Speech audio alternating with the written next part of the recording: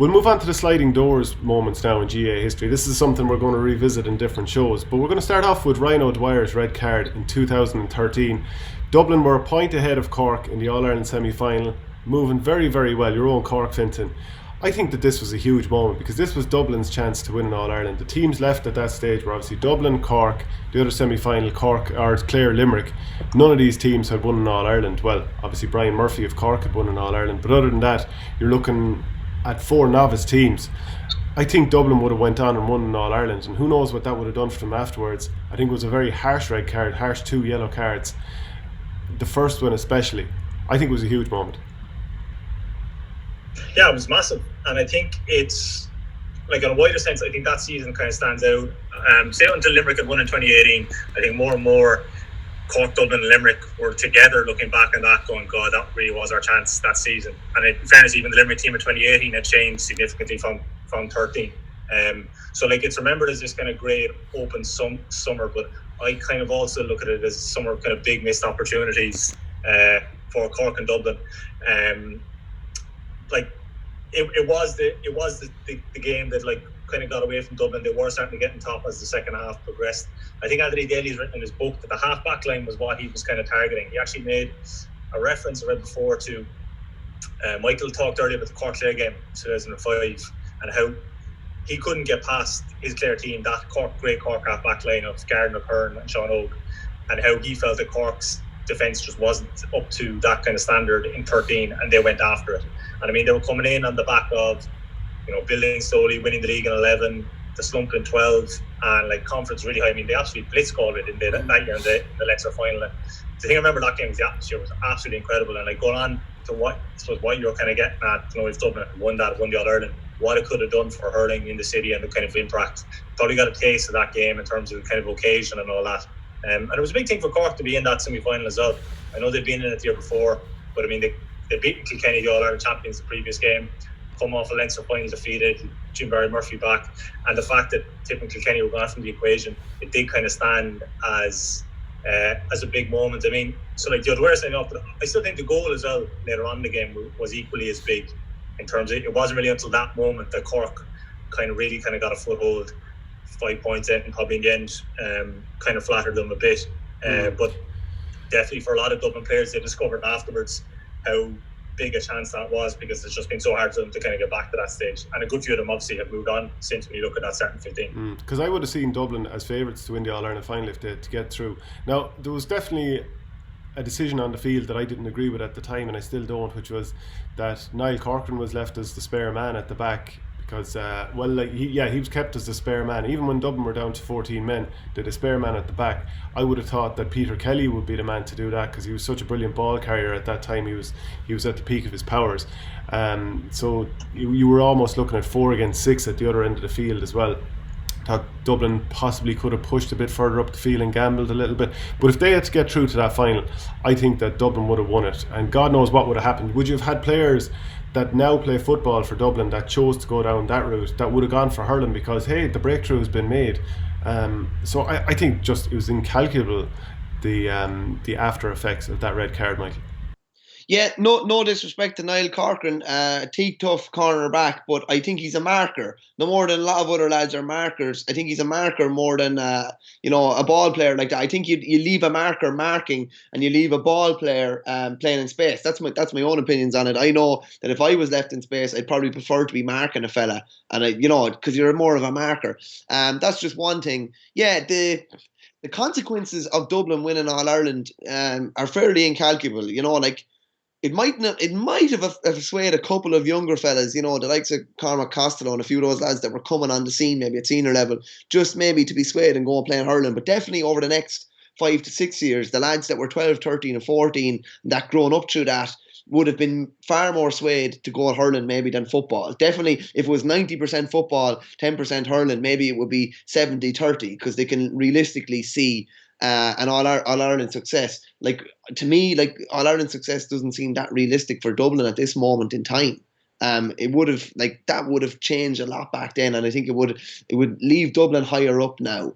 As well as something else you mentioned there, it's after slipped my mind now, but Yeah, I just think it would have had an awful lot of positive spin-off effects for Dublin. It wouldn't have affected maybe the football success now, but in years to come, I think it probably would have had.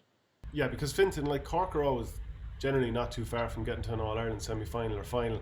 For Dublin, there hasn't been an All Ireland semi final since. They were there in 11 and 13. This was a real chance for them. But like you actually broadened out the discussion when I first put it to you, and you were looking at a moment that you thought was a bigger sliding doors moment in 2013.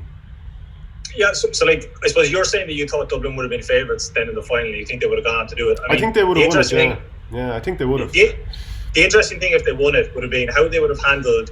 First of all, for Daly himself, how would he have handled going up against Clare in an All-Ireland final? I mean, that's got to have been incredibly tough. I mean, I suppose it's like Eamon Cregan in '94 is the kind of big example off the top of my head. I'm thinking, how emotionally tough that's going to be, and especially when he was living down there, But Finton, do you remember in 2012 that he took Dublin down to play Clare and Ennis in a qualifier, and he walked them up through the centre of Ennis? That's right. Yeah. Tony Kelly got a big goal that day. From a free. Yeah. I think did Clare only have 14 men, and they won that game kind of against the head of it. I can't remember if they had 14 men, but yeah, I remember Tony Kelly scoring a free. Yeah. Just imagine the crack of it as well, though, boys. Like Daly going back against Clare, obviously. Daly going back against Davy, lads, like Jesus Christ, the goalkeeper against the lieutenant, It would have been unbelievable. And how Daly's a very emotive man and a very emotional man. Imagine what that would have been like for him. People talk about Cregan in '94, as Finton mentioned there. That was, to be honest, that was a no-win situation for him. It was actually. And he was almost devastated at the All-Ireland final, at the whistle. Fair enough, he was after bringing euphoria to Offaly, only their third All-Ireland and their first since '94. But he was also after breaking the hearts of the lads he played with, the lads he lives around. So it would have been, it would have been an awful scenario for him in a way. And I know people say, you're professional, you put that aside. Daly wouldn't have been the sort of lad that would have been able to do that. It would have really taxed on his mind, but it would have been really, really interesting. Somehow this has been hijacked into being a discussion about Offaly, Finton. Please say this. Yeah, but can you imagine as well what the hype would have been like in Dublin, because they would have been going for the double that year. And I mean, it would have been the first time. Obviously, 2011, obviously they had a chance to get into a final as well. The hurdles before, but that would have been a massive factor for those players to try and kind of insulate themselves against and to try and cope. So it would have been really interesting to see how they kind of would have managed that, how they could have impacted. But just when you're saying about missed opportunities, it'll allow me to talk about this one.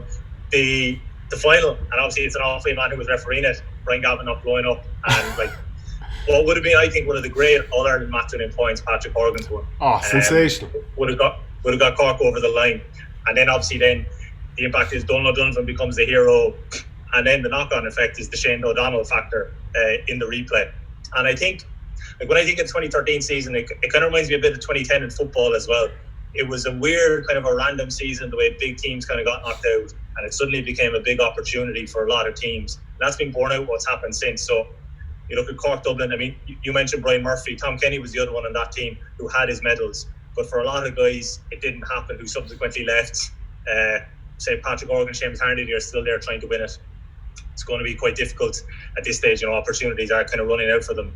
A lot of that Dublin team have moved on. And similarly, you saw kind of down Kildare 2010. So when these kind of novel seasons kind of happen, and teams kind of say, oh, there's always kind of next year. I think with the way the hurling decade went, and similarly for Waterford in 2017, when Kilkenny and Tip were out of the equation, the rare seasons when both of them were, that was the chance to kind of strike. And I think Dublin and Cork, I think there's some regrets, I'd say, for both of those players, that was the season and that was the chance for them. It's funny that Finton kind of feels hard done by an Offaly whistler. That was famously the day that Davy said about we're only the small fish. He felt totally hard done by. He felt that Gavin kind of nearly swung the game in Cork's favour that day. And I could see it. The clock was just ticking to it.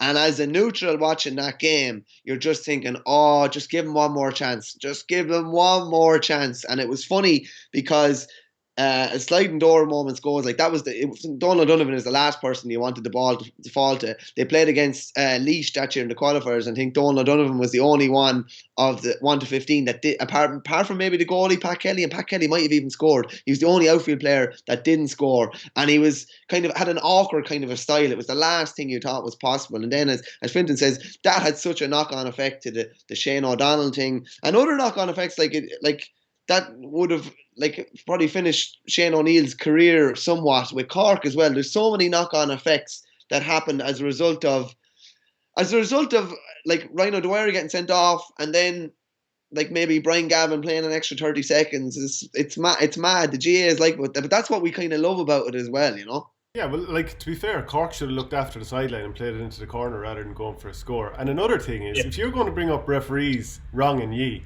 am I going to bring up Dermot Kerwin? Is this going to happen? Oh God, I don't think Tipper gone from the championship in the middle of 2013. This is the season we're focusing on. We're not going back to previous. Sure, the lad was talking about 1995, 1994. You talk about Donald Donovan as well. The other one to remember for that is how well Nicky O'Connell did. Like at that stage, you think your head is fried in the 74th minute of a match, and to kind of still stick to the kind of style of play and all that, and to kind of look for the man in the best position. He did unbelievably well. Look, I suppose the impact as well managerially of that season, like what it would have done for Daly stock if Dublin had won that All Ireland, and then Jimmy Barry Murphy's kind of stature to come back and win another All Ireland with Cork, and then obviously what it did for Davy, the fact that he did it as a manager and a player, and then what he did with Wexford last year, who he's kind of the clean sweep of the big hurling trophies. So yeah, it as a kind of a starting point in this series, it does kind of like a red card and a point. It isn't often that you can point to them and see the after effects and kind of still kind of trace them back trace them forward to what's happening now. Okay. Can I just say, Shane, I will shoehorn an Offaly reference in here anywhere. Brian Gavin was refereeing the 2013 All-Ireland final, the drawing game, and Dermot Kerwin, whose father is from Offaly in Ballyskinnock in County Offaly, was refereeing the 2009 All-Ireland final when the penalty was given that you didn't think one was. So you name the situation. It's like degrees of separation. I will find an Offaly angle to any situation you give me. Yeah, we've seen it. I was just waiting for Jimmy Cooney to be brought in somewhere along the lines as well.